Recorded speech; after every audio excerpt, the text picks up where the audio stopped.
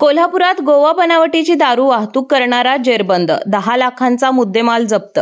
कोल्हापूर स्थानिक गुन्हे अन्वेषण शाखेच्या पथकानं धडक कारवाई करत गोवा बनावटीच्या दारूची बेकायदेशीर वाहतूक करणाऱ्या रेकॉर्डवरील गुन्हेगाराला जेरबंद केलं असून त्याच्याकडून 53,475 रुपये किमतीची गोवा बनावटीची दारू आणि कंटेनर असा 10,53,475 रुपयांचा मुद्देमाल जप्त केलाय।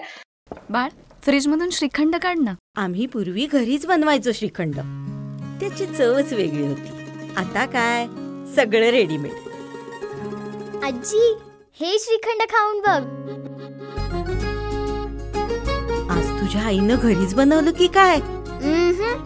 हे आहे गोकुळचं श्रीखंड। अगदी जिभेवर रेंगाळणार। जिभेवरच नाही तर मनावरही रेंगाळणार। गोकुळ श्रीखंड, मनावर रेंगाळणार। सुभाषनगर येथील सिरत मोहल्ला येथे राहणारा इसाक खुद्बुद्दीन मुजावर असे ताब्यात घेतलेल्याचं नाव आहे।